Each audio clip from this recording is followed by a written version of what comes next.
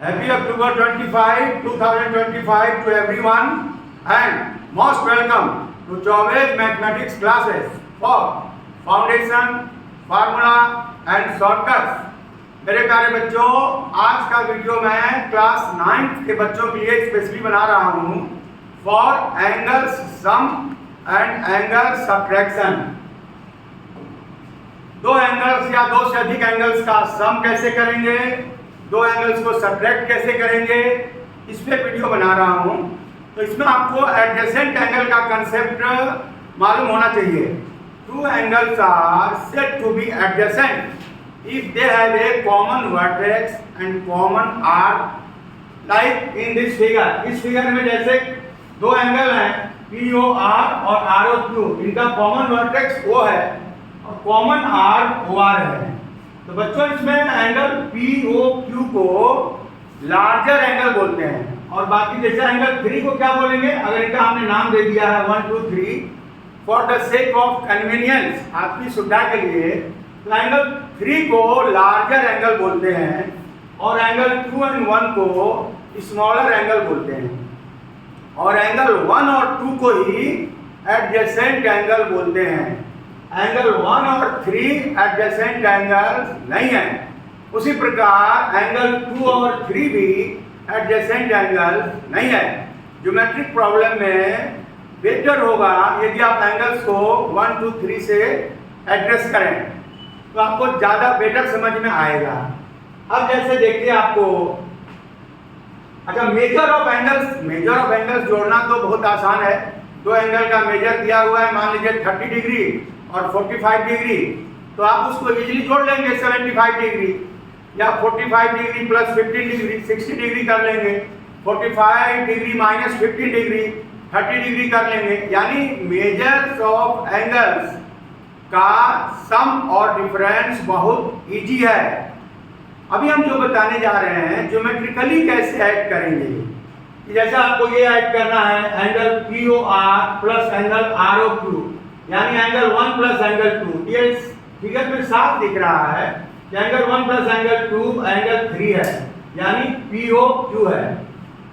अब आपको कोई ये पूछे कि डिफरेंस कैसे निकालना है, तो जैसे आपको एंगल 3 में लार्जर एंगल में एंगल 2 स्मॉलर जब सब्ट्रैक्ट करेंगे तो जो अनदर स्मॉलर एंगल है वो आ जाएगा। जैसे एंगल 3 माइनस एंगल 2 एंगल 1 आ जाएगा, एंगल 3 माइनस एंगल 1 एंगल 2 आ जाएगा। तो जब आप एंगल्स को नंबर से एड्रेस करेंगे तो ज़्यादा बेटर समझ में आएगा। और वैसे आप यहाँ देखें, मेजर ऑफ एंगल POR कौन है, एंगल 1 है। मेजर ऑफ एंगल ROQ कौन है, एंगल 2 है। ये मेजर ऑफ एंगल POQ यानी एंगल 3 के बराबर हो गया। अब जैसे आपको डिफरेंस लेना है लार्जर में से स्मॉलर, तो दो स्मॉलर है, लार्जर में कोई एक स्मॉलर सब्ट्रैक्ट करेंगे तो दूसरा स्मॉलर बच जाएगा। So simple. जैसे एंगल POQ का मेजर है और उसमें ROQ आपने माइनस कर दिया, यानी एंगल 3 में एंगल 2 माइनस किया तो एंगल 1 आ गया। उसी प्रकार मेजर ऑफ एंगल POQ यानी मेजर ऑफ एंगल 3, उसमें आपने एंगल 1 को माइनस कर दिया POR को, तो एंगल 2 बच जाएगा। यहाँ पर for the sake of better convenience आपको ये POR को 1, ROQ को 2 और POQ को 3 माना गया है और आई होप आप भी ऐसा ही करेंगे आगे। अब मान लीजिए आपको जब एक लार्जर एंगल में 1 इंटीरियर रे हो, तो वो आपको अभी बता दिया। अब एक एंगल है AOB, एंगल AOB बराबर 180 डिग्री होता है, इसे स्ट्रेट एंगल बोलते हैं। एंगल AOB को स्ट्रेट एंगल बोलते हैं AOB। और इसमें इसके इंटीरियर में दो रे हैं, OD एंड OC। इस प्रकार जो एंगल 180 है 3 पार्ट में डिवाइड हो गया है। पार्ट 1 में आपको ये एंगल है BOD, पार्ट 2 में है DOC और पार्ट 3 में है COA। अब आप समझ सकते हैं, फिगर से बहुत ही क्लियर है। देखिए मेजर ऑफ एंगल्स का सम करना तो as good as sum of two natural number. अगर मेजर ऑफ एंगल का सम करना हो तो उसमें कुछ आपको अलग से नहीं करना, जैसे दो नेचुरल नंबर का सम करते हैं वैसे कर लेंगे। दो एंगल्स के मेजर का डिफरेंस करना है, इसमें भी कुछ नहीं करना, जैसे दो नेचुरल नंबर का डिफरेंस निकालते हैं वैसे निकाल लेंगे। हम लोग अभी ज्योमेट्रिकली फिगर वाइज जानना चाहते हैं कि उसका सम क्या होगा, डिफरेंस क्या होगा। जैसे देखिए एंगल 1 प्लस एंगल 2 ये हो जाएगा BOC, यानी एंगल 4 हो जाएगा। एंगल 1 प्लस एंगल 2 क्या हो जाएगा? एंगल 4 हो जाएगा, और वैसे BOC हो जाएगा। अब जैसे कोई आपसे बोले कि एंगल 2 प्लस एंगल 3 क्या होगा? ये एंगल 5 हो जाएगा। एंगल 2 का नाम क्या है? BOC, और 3 का नाम क्या है? COA। तो एंगल 2 प्लस एंगल 3 एंगल 5 है। एंगल 5 का नाम क्या है? AOD।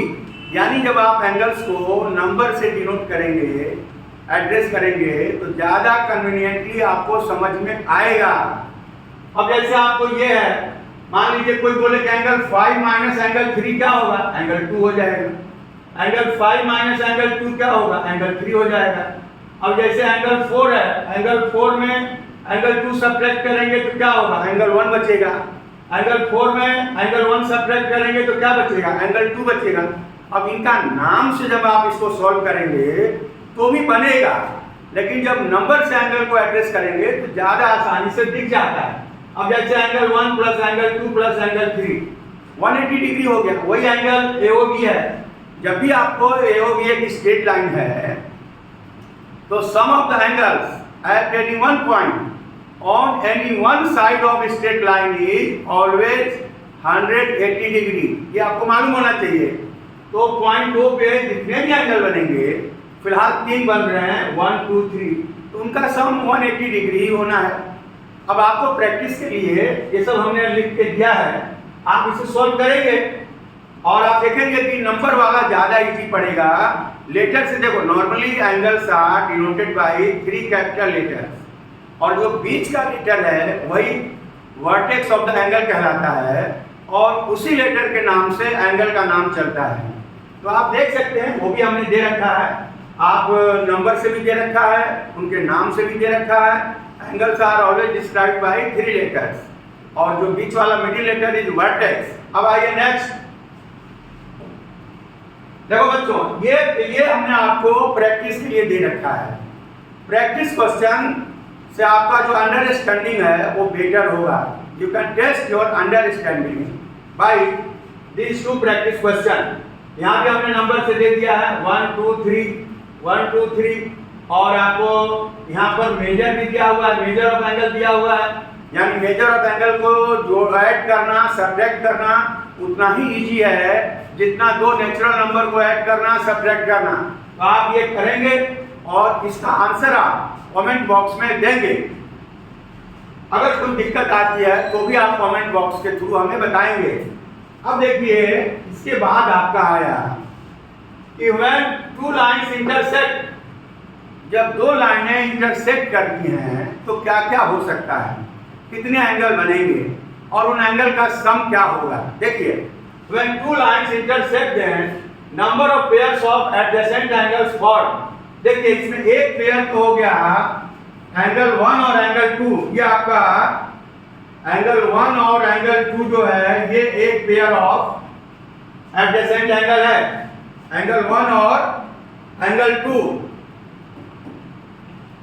एंगल 1 प्लस एंगल 2 एक पेयर ऑफ आपका एडजेसेंट एंगल हुआ।